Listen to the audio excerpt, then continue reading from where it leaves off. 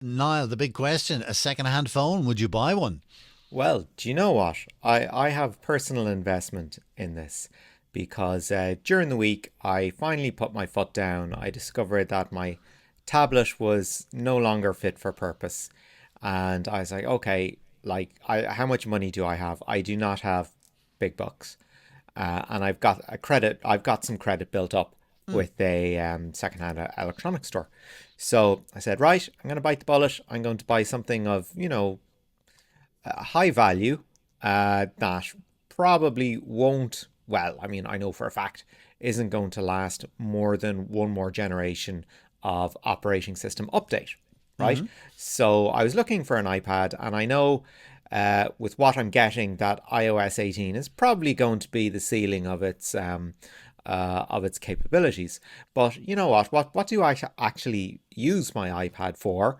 So I did a little bit of an audit and decided that, you know what, I don't need to go above iOS 18. I'm quite comfortable using a second-hand device. And I was able to find one for a quarter of the price of what I would have paid for a new one.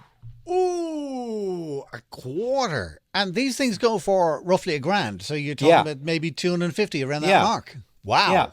So factoring in the credit that I had already, I was like, okay, grand, effectively free iPad.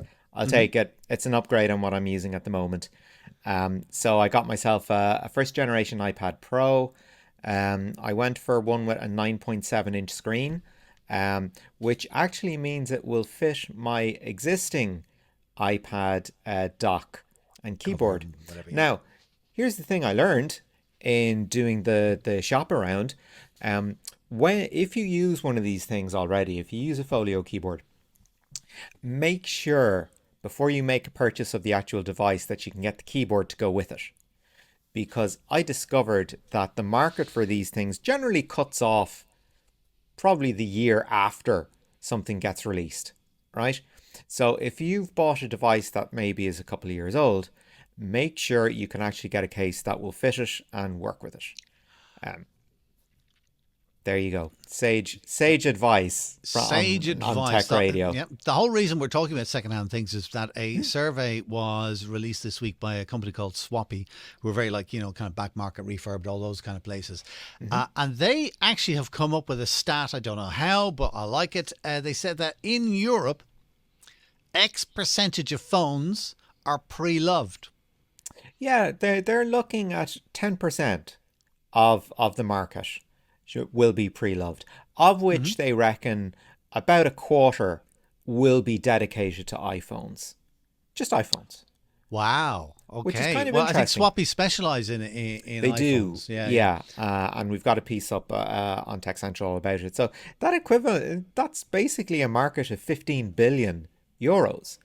I mean, that's incredible to be able to dip I into and get any sort of slice out of. One thing that I noticed about going into the pre-loved stores was there's brands out there that you're not getting in your traditional operators mm. stores. Like you're getting, yeah, like there was a few sort of, I'm just going to call them white label because they weren't particularly interesting, but there's some really interesting design work going on Mm. out there as well. So if you're in the mood to try something that's a little bit left field, have a look at the pre-loved market and see what brands and what models are being sold. I think you might surprise yourself. Absolutely. I've bought a couple of things from back market and I've been very happy with, I would say, all of them. Mm, yeah. And my other little tip for, and it's not quite pre-loved, but it is a second-hand market. If you're buying stuff on Amazon, occasionally you will see stuff from the Amazon warehouse, which is essentially stuff that people have returned. Mm, And you can get quite a nice little discount on a bit of tech. And I've done that with things that aren't. I actually did it with a microphone once, right? The microphone cost it was somewhere 600-700 quid or something like that, right? mm. And it had been returned, and for whatever reason, they were flogging it for like 400. It was nearly half price, and that Wow. included the VAT. All right, so Mm, by the time I kind of took the discount and then subtracted the VAT, I was getting a huge lump of money, and the thing was perfect. It had been mm, opened, obviously, had been used, and somebody just kind of went, no, not for me, or I don't like the sound, and sent it back. mm. And I've Yeah. done those things before with little radios or whatever that I would be buying, or bits of computer equipment, and they all work perfectly. So yeah, I would definitely do that.